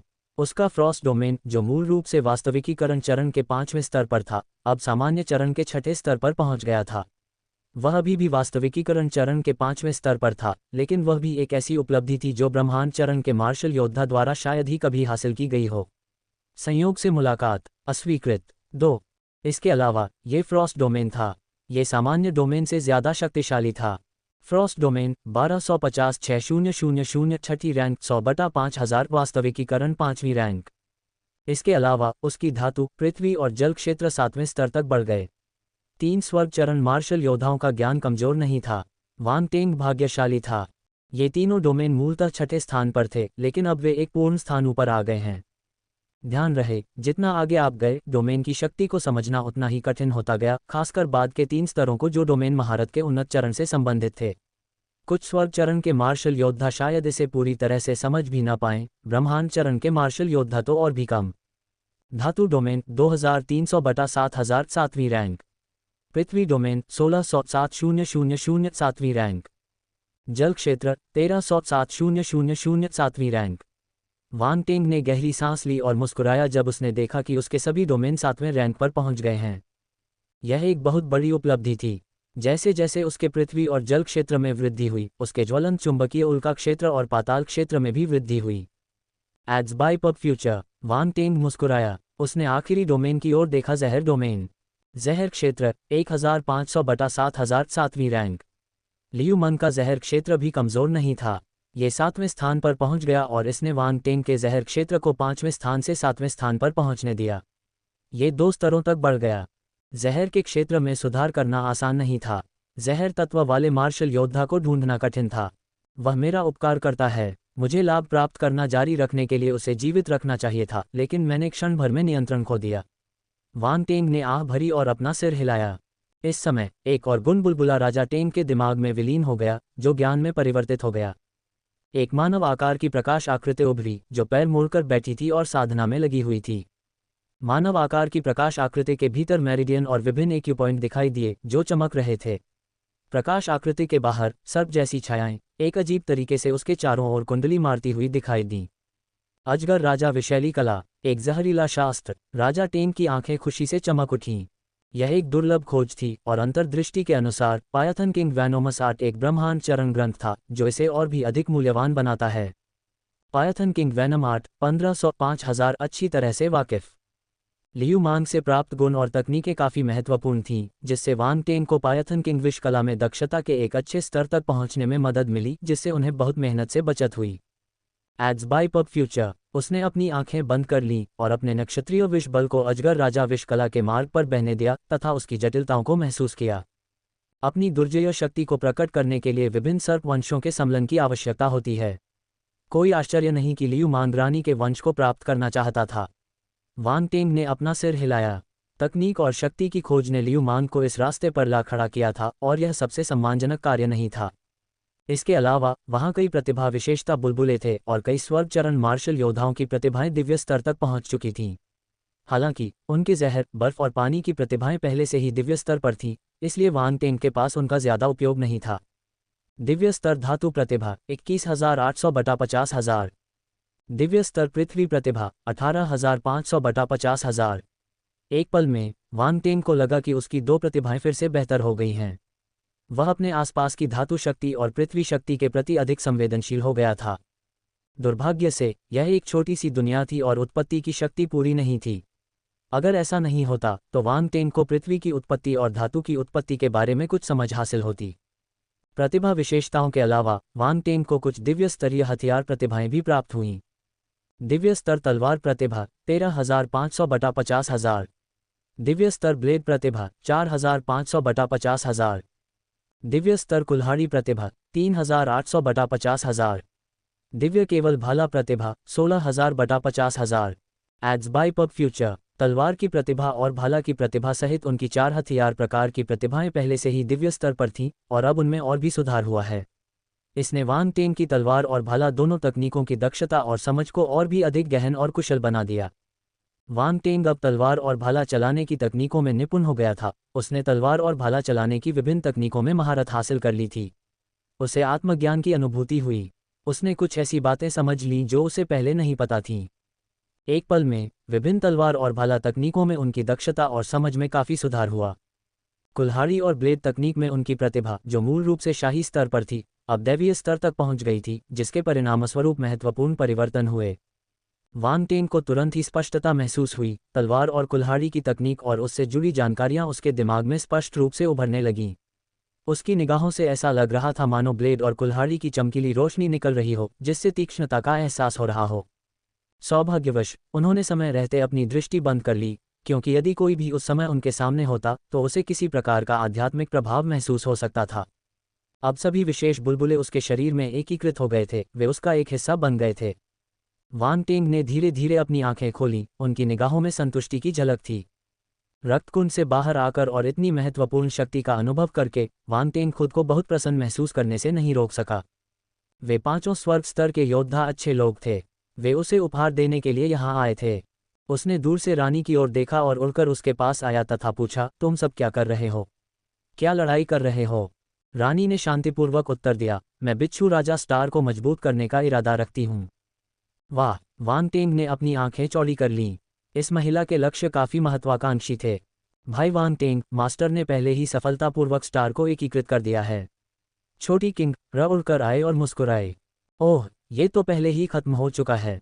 मैं भी इस मौज मस्ती में शामिल होना चाहता था, वांग टेंग ने खेदपूर्वक उत्तर दिया। रूई सांप शहर की रानी। छोटी किंग दूर डमरूंग पूरी तरह से अवाक था। ये कौन आदमी है जो लड़ाई को बच्चों का खेल समझ रहा है? संयोग से मुलाकात अस्वीकृत। 3 ये सौभाग्य की बात थी कि यह राक्षस देर से आया, अन्यथा यदि वह युद्ध में शामिल हो जाता तो सभी के लिए परेशानी खड़ी हो जाती। डमरूंग को तो ये भी संदेह था कि क्या वह इस भयानक आकृति के एक भूसे को झेल पाएगा। हो सकता है कि उसकी मौत हो जाए। भाई वांग टेंग, आप अधिक मजबूत लग रहे हैं, लिटिल किंग एयर ने अजीब माहौल को तोड़ते हुए प्रशंसा के साथ कहा। यह कोई बड़ी बात नहीं है, बस एक छोटी सी सफलता है। वे लोग बहुत कमज़ोर हैं, वे कुछ भूसे भी नहीं झेल सकते, वांग टेंग ने विनम्रता से कहा। लेकिन किसी को उसकी विनम्रता का एहसास नहीं हुआ। उन्हें लगा कि वह दिखावा कर रहा है। वे कुछ भूसे भी नहीं झेल पाए। यद्यपि यह कथन सत्य हो सकता है, परंतु यह असंवेदनशील प्रतीत होता है। वे पहले ही मर चुके थे, लेकिन वह अभी भी उनकी आलोचना कर रहा था। रानी को उसकी परवाह नहीं थी, इसलिए वह उड़कर किनारे चली गई और दूसरों को ली स्नैक शहर पर नियंत्रण करने का आदेश दिया। डमरूंग ने अनिच्छा का कोई संकेत नहीं दिखाया। खैर, वह बहुत डर गया था। पब फ्यूचर द्वारा विज्ञापन। उसे डर था कि कहीं वांग टेंग उसे पीट पीट कर मार न डाले। वांग टेंग ने इन तुच्छ मामलों पर कोई ध्यान नहीं दिया। उसे केवल वही हासिल करना था जिसके लिए वह आया था। रानी ने भी उसे निराश नहीं किया। उसने सब कुछ तैयार कर रखा था। जब वांग टेंग नींद में था तब उसने पहले ही अपने लोगों को विभिन्न विष तत्व आध्यात्मिक जड़ी बूटियां इकट्ठा करने का आदेश दे दिया था और यहाँ तक कि उन्हें विष तत्व वाले तारा जानवर को प्राप्त करने के लिए शिकार पर भी भेज दिया था, जिसे खोजने का निर्देश वांग टेंग ने उन्हें पहले दिया था। विभिन्न प्रमुख नाग नगरों को एकीकृत करने के बाद रानी के पास संसाधनों और जनशक्ति का एक विशाल भंडार उपलब्ध हो गया, जिससे ये सभी कार्य काफ़ी आसान हो गए। रूई स्नैक सिटी में कैंग जू, लिटिल किंग एयर, वांग टेंग और अन्य सभी अंतिम राज्याभिषेक की तैयारी के लिए वापस आ गए थे। कैंग जू पूरे बिच्छू राजा ग्रह का शासक बनने वाला था। इस दिन सर्प जाति के सभी शक्तिशाली सदस्य एकत्र हुए। वे रानी के सिंहासन पर आरोहण को देखने के लिए विभिन्न शहरों से आए थे। उनमें से कई लोग चुपचाप प्रतीक्षा करते हुए जटिल भावों से भरे हुए थे। काफ़ी समय हो गया था जब कोई व्यक्ति बिच्छू राजा ग्रह पर सभी सांपों को एकजुट करने में कामयाब हुआ था, और अब रूई सांप शहर की रानी एक शासक के रूप में उभरी थी, जो वास्तव में आश्चर्यजनक था। रूई स्नैक सिटी का चौक लोगों से खचाखच भरा हुआ था। हर कोई मुख्य सड़क पर उमड़ पड़ा था। शहर सजावट से सजा हुआ था और माहौल अविश्वसनीय रूप से उत्सवी था। रूई स्नैक सिटी के लोगों के रूप में इस शहर के मूल नागरिक विशेष रूप से गर्वित थे। उनकी रानी जल्द ही पूरे वृश्चिक राजा ग्रह की शासक बन जाएगी। पब फ्यूचर द्वारा विज्ञापन। टकराना टकराना टकराना। अचानक पूरा रूई स्नैक सिटी ढोल की थाप से गूंज उठा। सभी चुप हो गए और उनकी निगाहें सामने बने मंच की ओर मुड़ गईं। मंच पर पत्थर की सीढ़ियों की एक श्रृंखला सिंहासन तक फैली हुई थी। सिंहासन का स्वरूप विचित्र था, जो कुंडलित सर्प के समान था तथा जिसमें से गंभीरता और भव्यता झलक रही थी। ये सिंहासन रानी के अनुरोध पर नागा जाति के सिंहासन की नकल करने के लिए बनाया गया था। इस क्षण से आगे ये संपूर्ण वृश्चिक राजा ग्रह पर सर्वोच्च अधिकार का प्रतीक होगा। इसी समय पत्थर की सीढ़ियों के नीचे एक सुंदर आकृति दिखाई दी। वह दर्शकों की ओर पीट करके खड़ी थी। उसने एक भव्य बैंगनी वस्त्र पहना हुआ था। उसके सिर पर सांप के आकार का मुकुट था, जो उसके शाही दर्जे का प्रतीक था, और उसके हाथ में सांपों के सर्वोच्च अधिकार का राजदंड था। राजदंड को 9 प्रमुख सांप कुलों में से प्रत्येक के राजदंडों को मिलाकर बनाया गया था। इसमें 9 सांपों के सिर थे, जिनमें से प्रत्येक में एक रत्न जड़ा हुआ था। ये रत्न 9 सबसे मजबूत सांप कुलों के राजदंडों से लिए गए थे। भीड़ में मौजूद कुछ ताकतवर लोग राजदंड को देखकर घबरा गए, लेकिन जब उनकी नज़र दूर एक महल के ऊपर खड़ी 2 आकृतियों पर पड़ी तो वे गहरी सांस लेने से खुद को रोक नहीं पाए। उस महल पर 2 आकृतियां एक साथ खड़ी थीं। एक काले बालों वाला एक युवक था, जिसके हाथ उसकी पीठ के पीछे बंधे हुए थे। भव्य राज्याभिषेक समारोह का सामना करते हुए उसकी आंखों में कोई उत्साह नहीं था, केवल एक शांत शांति थी। उसके बगल में एक युवा नागन्या स्पष्ट रूप से उत्साहित थी। उसकी आंखें चमक रही थीं। वह दूर खड़ी रानी की ओर देख रही थी। तुम इतने उत्साहित क्यों हो? वांग टेंग ने हंसते हुए कहा। पब फ्यूचर द्वारा विज्ञापन। भाई वांग टेंग, आप समझ नहीं रहे हैं। हमारे सांपों के लिए इस तरह एकजुट होना बहुत मुश्किल था। मास्टर ने एक उल्लेखनीय उपलब्धि हासिल की है, लिटिल किंग ने समझाया। शायद। वांग टेंग ने सिर हिलाया। उसने आसमान की ओर देखा और आगे कहा, हम जल्द ही चले जाएंगे और तुम पाओगे कि बाहर की दुनिया इससे कहीं ज्यादा बड़ी है। एक बार जब तुम इसका अनुभव कर लोगे तो आज जैसे दृश्य उतने महत्वपूर्ण नहीं रह जाएंगे। छोटी किंग ने अपने होंठ काटे। उसकी नज़रें हल्की सी टिमटिमा रही थीं। वह अंदर से काफ़ी घबराई हुई थी, लेकिन उसने इस समय ज़्यादा कुछ न कहने का फैसला किया। इस बीच दूर से रानी पत्थर की सीढ़ियों से ऊपर मंच की ओर बढ़ रही थी। सभी की निगाहें उसके हर कदम पर टिकी थीं। जब वह सिंहासन पर पहुंची और भीड़ की ओर मुड़ी तो उसकी आकर्षक लंबी आंखें नीचे खड़े लोगों को देखने लगीं। वह धीरे धीरे बोली, आज बिच्छू राजा ग्रह के सभी सर्प पुरुष एकजुट हो जाएंगे और तुम सभी मेरे विषय बन जाओगे। हम एक साथ मिलकर प्रयास करेंगे और बाहरी मनुष्यों के उत्पीड़न के अधीन नहीं होंगे। अल्पविराम। जैसे ही रानी की आवाज़ गूंजी, भीड़ में कई लोगों की भावनाएं मिश्रित हो गईं। क्या बाहरी मनुष्यों के उत्पीड़न से बचना संभव था? ये बहुत कठिन लग रहा था। उन्होंने सोचा कि उस आदमी की मदद के बाद भी यह एक कठिन प्रयास होगा। हालांकि वे रानी की प्रशंसा करने से खुद को रोक नहीं सके, क्योंकि वह कुछ ऐसा कर रही थी जिसे करने का वे साहस नहीं कर सकते थे। कुछ चीज़ों को आजमाना जरूरी था और शायद यह एक आशाजनक शुरुआत होगी। कम से कम आशा की एक किरण तो थी, है न? मैं जानता हूं कि आप में से कई लोग संशय में हैं, लेकिन मैं आपको बताना चाहता हूं कि आज के राज्याभिषेक के बाद मैं बाहरी दुनिया का पता लगाने के लिए निकल जाऊंगा। रानी ने अचानक ऐसा बम गिराया कि भीड़ दंग रह गई, उनके दिल हिल गए।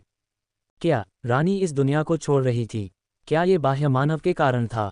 अतीत में कुछ लोग वहां से चले गए थे, लेकिन उन्हें पकड़ लिया गया था और गुलाम बनाकर ले जाया गया था। हालांकि रानी की घोषणा से संकेत मिलता है कि वह गुलाम नहीं बन रही थी। इसके बजाय वह एक अलग पहचान के साथ जा रही थी। संयोग से मुलाकात। अस्वीकृत। 4 एक वैध और सम्मानजनक पहचान। इस समय हर कोई हंगामा में था। कौन इस दुनिया को छोड़कर नहीं जाना चाहेगा? कौन यहाँ रहना चाहेगा और पशुओं जैसा व्यवहार सहना चाहेगा? वे सभी चले जाना चाहते थे। महाराज, क्या हम भी जा सकते हैं? अंततः किसी ने प्रश्न पूछा। मैं एक दुर्जय योद्धा बनूंगा और तुम्हें इस छोटी सी दुनिया से बाहर निकालने के लिए वापस आऊंगा। रानी की आवाज़ एक बार फिर आई, शांत और राजसी, मानो कोई साधारण बात बता रही हो। यहाँ तक कि वांग टेंग भी यह महसूस करने से नहीं बच सका कि वह थोड़ी दिखावटी थी। क्या उसने उससे सीखा? वांग टेंग को कुछ संदेह था, लेकिन यह उससे संबंधित नहीं हो सकता था। उसने कभी दिखावटी व्यवहार नहीं किया। यह इस रानी का जन्मजात कौशल होना चाहिए। आखिर वह एक रानी थी। क्या दिखावटीपन उसके काम का हिस्सा नहीं था? दूसरे सांप मनुष्य चुप हो गए। हालांकि उन्हें पहले से ही संभावना का अंदाजा था, लेकिन परिणाम सुनकर उनमें अभी भी नुकसान की भावना भर गई। Ads by pub future. रानी ने कहा, मेरी अनुपस्थिति के दौरान आप सभी को अपने कर्तव्यों का पालन करना होगा। यदि कोई परेशानी पैदा करता है तो मेरे लौटने पर निर्दयी होने के लिए मुझे दोष न दें। उसने शांति से चारों ओर नजर घुमाई। वांग टेंग खुद को हल्के से हंसने से रोक नहीं पाया। रानी काफी दिलचस्प थी। उसने इन लोगों को आज्ञाकारी बनाने के लिए इस तरीके का इस्तेमाल करने के बारे में सोचा, और ये काम कर गया। जब तक ये लोग इस दुनिया को छोड़ने की इच्छा रखते थे तब तक वे आने वाले दिनों में जल्दबाजी में कोई कदम नहीं उठाते थे। इसके अलावा इस बिंदु के बाद से यदि कोई परेशानी पैदा करना चाहे तो भी अन्य लोग इसकी अनुमति नहीं देंगे। इस संसार को छोड़ना उनकी सबसे प्रबल इच्छा थी। अन्य शिकायतों को दरकिनार किया जा सकता है। तथाकथित राज्याभिषेक समारोह इस प्रकार समाप्त हुआ तथा रानी द्वारा कहे गए शब्द प्रत्येक सत्पुरुष के हृदय में फैल गए। कई लोग उत्साहित हो गए और अपनी रानी के प्रति अधिक मान्यता, सम्मान और समर्थन प्रदर्शित करने लगे। अल्पविराम 3 दिन बाद सब कुछ तैयार था। रूई स्नैक सिटी के भव्य हॉल के अंदर वांग टेंग ने एक बार फिर रानी और लिटिल किंग एयर से मुलाकात की। रानी अब साधारण पोशाक में आ गई थी। उसने एक साधारण नीला लबादा पहन रखा था और उसके चेहरे की बनावट थोड़ी बदली हुई लग रही थी, जिससे वह एक अति सुंदर और संयमित रूप प्रस्तुत कर रही थी। वह अपनी सामान्य आकर्षक और प्रभावशाली उपस्थिति से बिल्कुल अलग दिखाई दे रही थी। Ads by pub Future Kang Yu. Wang Teng ने अविश्वास में अपनी आंखें चौड़ी कर लीं। वह काफी समय से रानी और कैंग यू के बीच के रिश्ते के बारे में अटकलें लगा रहा था, लेकिन उनकी शक्लें कुछ अलग थीं। यही वजह थी कि उसने अपने संदेह को त्याग दिया था। हालांकि रानी को एक बार फिर कैंग यू के रूप में बदलते हुए देखकर वांग टेंग यह महसूस करने से खुद को नहीं रोक सका कि वे वास्तव में एक ही व्यक्ति थे। हाहा, छोटी किंग एयर ने अपना मुंह ढकते हुए हंसी। भाई वांग टेंग, क्या आप हैरान हैं? तुम, क्या हो रहा है? वांग टेंग ने हैरान भाव से रानी की ओर देखा। मैं कैंग यू हूँ। कैंग यू मैं हूँ। रानी ने हल्की सी मुस्कान के साथ उत्तर दिया, जो बमुश्किल ध्यान देने योग्य थी, लेकिन फिर धीरे धीरे शांत हो गई। लेकिन आप दोनों की शक्लें एक जैसी नहीं हैं। वांग टेंग ने अपनी भौहें सिकोड़ लीं। रानी ने बताया, ये हमारी सर्प जाति की जन्मजात प्रतिभा है। उसके चेहरे की विशेषताओं में एक बार फिर सूक्ष्म परिवर्तन हुए और वह पहले के कमजोर रूप से हटकर अधिक आकर्षक और अधिकारपूर्ण हो गई। सचमुच? वांग टेंग दंग रह गया। कोई आश्चर्य नहीं कि वह इसे पहचान नहीं पाया। यह कोई छद्मवेश नहीं था, बल्कि चेहरे पर सूक्ष्म मांसपेशियों में परिवर्तन था। वास्तव में ये वही चेहरा था जिस पर किसी बाहरी चीज का कोई प्रभाव नहीं था। उसकी असली आंख छद्मों को भेद कर उनके अंदर छिपे सार को उजागर कर सकती थी, लेकिन यह एक असली चेहरा था। उसके लिए देखने के लिए कुछ भी नहीं था। उसने कभी नहीं सोचा था कि उसकी असली आंख, जिसने पहले कभी उसे निराश नहीं किया था, कभी कभी बेकार हो जाएगी। रानी की आंखों में खुशी की झलक दिखाई दी और उसका चेहरा फिर से सुंदर दिखने लगा। हालांकि अब वह थोड़ी कम आकर्षक और विशिष्ट हो गई थी, लेकिन उसका स्वाभाविक आकर्षण अभी भी छिपाना मुश्किल था। ऐसी असाधारण सुंदरी वाली इस महिला के लिए, और वह एक सर्प महिला थी, आकर्षक न होना कठिन था। Ads by pub Future. छोटी किंग र, क्या तुम भी ऐसा कर सकती हो? वांग टेंग ने छोटी किंग र की ओर देखा जो अभी भी हंस रही थी। हाँ, छोटी किंग र ने कहा और उसके चेहरे पर पहले से अलग, सूक्ष्म परिवर्तन हुए। उसके व्यवहार में भी थोड़ा बदलाव आया। कितना आकर्षक! वांग टेंग ने कहा। ब्रह्मांड विशाल है और इसमें अनगिनत आश्चर्य छिपे हैं। उसने यह उम्मीद नहीं की थी कि सांप मानवों में ऐसी अनोखी क्षमता होगी। ये क्षमता कुछ हद तक उसकी मॉर्फिंग प्रतिभा के समान है, जो मांसपेशियों और हड्डियों में परिवर्तन करके व्यक्ति के रूप को बदल देती है, जिससे उसका पता लगाना चुनौतीपूर्ण हो जाता है। रानी ने कहा, यह सब इतना भी अच्छा नहीं है। हम व्यापक बदलाव नहीं कर सकते। ये तो पहले ही सीमा है। वांग टेंग ने सिर हिलाया। ऐसा लग रहा था कि उनकी उन्नत स्टेज बेस प्रतिभा थोड़ी ज्यादा शक्तिशाली थी। आखिरकार इसे विशेष रूप से ऐसे उद्देश्यों के लिए डिजाइन किया गया था। तो मैं तुम्हें क्या कहकर बुलाऊं? वांग टेंग ने पूछा। चलो कैंग यू के साथ चलते हैं। मुझे हमेशा से यह नाम पसंद था, सांपों की रानी ने अपनी आंखों में चमक के साथ कहा। कांग यू, ये नाम कांग जू से बेहतर लगता है। कांग जू पुराने जमाने का लगता है। वांग टेंग ने सिर हिलाया। रानी, हालांकि उसे कैंग यू नाम पसंद था, लेकिन उसे यह पसंद नहीं था कि दूसरे लोग कैंग जू को पुराने जमाने का कहें। और क्या ये पुराने जमाने की बात थी? कैंग जू एक सुखद नाम था। ठीक है, चूंकि हम सब तैयार हैं, तो चलिए चलें, वांग टेंग ने कहा, यह नहीं जानते हुए कि अन्य लोग क्या सोच रहे थे। कैंग यू और लिटिल किंग एयर ने एक दूसरे को देखा। उन्होंने गहरी सांस ली और गंभीरता से सिर हिलाया। तो फिर चलो चलें। वांग टेंग हवा में ऊपर उठे और एक व्यापक इशारे के साथ एक विशाल अंतरिक्ष यान को बुलाया। शैतान कातिल, संयोग से मुलाकात, अस्वीकृत।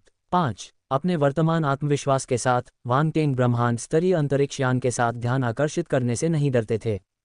यदि कोई उन्हें चुनौती देने की हिम्मत करता तो उन्हें पता चल जाता कि उसकी मुट्ठियों से कोई छेड़छाड़ नहीं की जा सकती। कैंग यू और लिटिल किंग एयर जब इस विशाल और भयंकर दिखने वाले अंतरिक्ष यान को देखे तो वे अचंभित और आश्चर्यचकित हो गए। उन्होंने कई अंतरिक्ष यान देखे थे, लेकिन यह विशाल और अनोखा यान उनके लिए बिल्कुल नया था। अंतरिक्ष यान से निकलने वाली आभा से यह स्पष्ट हो गया कि यह कोई साधारण अंतरिक्ष यान नहीं था। कई सर्प मानव अंतरिक्ष यान के अचानक प्रकट होने से आकर्षित हुए और आसमान की ओर देखने लगे। अनेक सर्पमानव अभिजात वर्ग सदमे में रह गए। वे समझ गए कि रानी के विदा होने का समय आ गया है और सभी की निगाहें इस क्षण पर टिकी थीं, उनके चेहरे पर उलझन थी। चलो चलें, वान टेंग ने दर्शकों की परवाह नहीं की और सीधे अंतरिक्ष यान में उड़ गया। कैंग यू और लिटिल किंग एयर ने नीचे रुई स्नैक सिटी को करीब से देखा, उनकी आंखों में पुरानी यादें ताज़ा हो गईं। अंत में वे विशाल और डरावने अंतरिक्ष यान की ओर मुड़े। अगले ही क्षण अंतरिक्ष यान काली रोशनी की एक किरण में परिवर्तित हो गया और आकाश में उड़ गया तथा दर्शकों की नज़रों से ओझल हो गया। कई लोग इस दृश्य को देखते रहे और काफ़ी देर तक अपनी समाधि से बाहर नहीं आ सके। अल्पविराम एड्स बाय पब फ्यूचर। अंतरिक्ष यान के नियंत्रण कक्ष के अंदर कैंग यू और लिटिल किंग एयर ने उत्सुकता से अपने आसपास के वातावरण का जायजा लिया। उनमें शहर में घूमने आई देहाती लड़कियों का आभास था। भले ही वे सुंदर महिलाएं थीं, फिर भी वे अपने अंदर छिपी ग्रामीण आकर्षण को छिपा नहीं सकीं। बैठिए, शर्माए नहीं, वान टेंग ने उन्हें गर्मजोशी से आमंत्रित करते हुए कहा। राउंड बॉल अचानक सामने आया और दोनों को हल्की सी मुस्कान दी। वाह, कितना गोल है। छोटी किंग एयर ने गोल गेंद को देखा और उसकी आंखें चौड़ी हो गईं। वह आश्चर्यचकित हो गई और बोली, तुम कितने गोल हो। गोल बॉल अवाक रह गया। युवती, क्या तुम ठीक से बोलना जानती हो? गोल कौन है? मैं तो बस सम्मित हूँ। लेकिन तुम अभी भी गोल हो। छोटी किंग र को गोल गेंद मज़ेदार लगी और उसे डर नहीं लगा। वह हंसी। चलो, मैं एक छोटी लड़की से बात करने में परेशान नहीं हो सकता जो कुछ भी नहीं समझती है। गोल गेंद ने अपनी गोल बाहों को अपनी छाती पर पार किया और जवाब दिया। हाँ, छोटी किंग र को यह और भी मनोरंजक लगा और उसने राउंड बॉल को बड़ी मुस्कान के साथ देखा, स्पष्ट रूप से बातचीत का आनंद ले रही थी। ये राउंड बॉल है, यह एक बुद्धिमान जीवन रूप है और आप भविष्य में किसी भी चीज़ के लिए इससे मदद मांग सकते हैं, वान टेंग ने समझाया। ठीक है, छोटी किंग र ने सिर हिलाया। उसने अपना सिर झुकाया और पूछा, भाई वान टेंग, बुद्धिमान जीवन रूप क्या है? इससे पूछो, ये तुम्हें सब समझा देगा। वान टेंग मुस्कुराया। Ads by pub Future. Round ball ने आंखें घुमाईं और सोचा कि उसे इस परेशान करने वाले बकबक करने वाले से क्यों निपटना पड़ा। ठीक है, राउंड बॉल, अंतरिक्ष यान का नियंत्रण ले लो और हमारे पहुंचने पर मुझे सूचित करो, वान टेंग ने कहा। ठीक है, राउंड बॉल उत्साहित हो गया। वाह, मैं आखिरकार इस सुनसान जगह से बाहर निकल रहा हूँ। मैंने कभी नहीं सोचा था कि हम इतने लंबे समय तक यहाँ रहेंगे। अभी तो केवल आधा साल ही बीता है। अगर कोई और होता तो क्या तुम्हें लगता कि आधा साल काफ़ी होता? वान टेंग ने पूछा। ये सच है, तुम्हारे अलावा ऐसा कौन है जो आधे साल में ही पूरे खून के पूल को सोख लेगा? राउंड बॉल ने सिर हिलाया। तुमने पूरा खून सोख लिया। कैंग यू आश्चर्यचकित थी, जैसे उसने कुछ अविश्वसनीय बात सुन ली हो। हाँ, मैंने गलती से इसे खाली कर दिया। वान टेंग को थोड़ा अजीब लगा और वह अजीब तरह से हंसा। कैंग यू नागा जाति की उत्तराधिकारी थी। उसकी विरासत को खत्म करना थोड़ा अनुचित लगा। कैंग यू अवाक रह गई। यह आदमी सच में एक पागल था। उसने इतने बड़े रक्तकुंड की सारी सामग्री को सोख लिया था। उसने भविष्य में और अधिक सांप पुरुष मार्शल योद्धाओं को विकसित करने के लिए इसका उपयोग करने की योजना बनाई थी, लेकिन अब यह असंभव लग रहा था। चिंता मत करो, जब तक हम इसमें विभिन्न स्टार बीस्ट सार रक्त भरते रहेंगे तब तक इसका उपयोग किया जा सकता है, वान टेंग ने उसे आश्वस्त किया। सच में? कैंग यू की आंखें चमक उठीं। बेशक, मैं आपसे झूठ नहीं बोलूंगा, वान टेंग ने सिर हिलाया। ये जानकर अच्छा लगा, कांग यू को राहत महसूस हुई। Ads by pub Future. चलो हम सब आराम करते हैं। एक बार हम पहुंच जाएं तो राउंड बॉल हमें बता देगा, वान टेंग ने सुझाव दिया। कैंग यू और लिटिल किंग र ने सिर हिलाया। हालांकि वे इस दुनिया को छोड़ने वाले थे और उनके दिल शांत नहीं थे। उनका इस समय आराम करने का कोई इरादा नहीं था। वान टेंग ने उन पर ज़्यादा ध्यान नहीं दिया और उन्हें अपने समय के अनुसार ढलने दिया। भविष्य में ऐसी कई चीज़ें होंगी जो उन्हें आश्चर्यचकित कर देंगी। डेविल स्लेयर अंतरिक्ष यान जहर के कटाव की दुनिया के तारों भरे आकाश में तेज गति से उड़ रहा था। आधे घंटे के बाद यह जहर के कटाव की दुनिया के किनारे पर पहुंच गया और राउंड बॉल ने वान टेंग को जगा दिया। वान टेंग अंतरिक्ष यान से बाहर आया और अपना टोकन प्रस्तुत कर उसे सक्रिय कर दिया। टोकन प्रकाश की एक धारा में परिवर्तित हो गया और तारों भरे आकाश में शून्यता की ओर बढ़ गया। कुछ ही देर में एक धुंधला नीला भंवर दिखाई दिया, जो शुरू में तो एक छोटा सा धब्बा था, लेकिन जल्दी ही एक विशाल प्रवेश द्वार में बदल गया। कैंग यू और लिटिल किंग एर वांग टेंग के पास खड़े थे। जब उन्होंने ये दृश्य देखा तो उनकी भावनाएं उमड़ पड़ीं। क्या ये निकास था? इस संसार से बाहर निकलना उनके सामने इतना आसान प्रतीत हो रहा था, तथा सब कुछ अवास्तविक लग रहा था। वे दोनों अचंभित थे। चलो चलें। वांग टेंग मुस्कुराया और शैतान कातिलों को पकड़कर धुंधले नीले भंवर की ओर बढ़ गया। कैंग यू और लिटिल किंग एर को होश आ गया और वे तेजी से उनके पीछे चल दिए। उन्हें डर था कि अगर वे थोड़ी भी धीमी गति से चले तो भंवर गायब हो जाएगा। एक पल में वे तीनों भंवर में प्रवेश कर गए। उन्हें एक अजीब सी अनुभूति हुई और जल्द ही उन्होंने खुद को एक भव्य हॉल में पाया। इससे पहले कि कैंग यू और लिटिल किंग एर खुद को स्थिर कर पाते, एक आवाज़ सुनाई दी, हम। इसके साथ ही हॉल से एक शक्तिशाली दबाव आया और कैंग यू और लिटिल किंग एर पर दबाव डाला।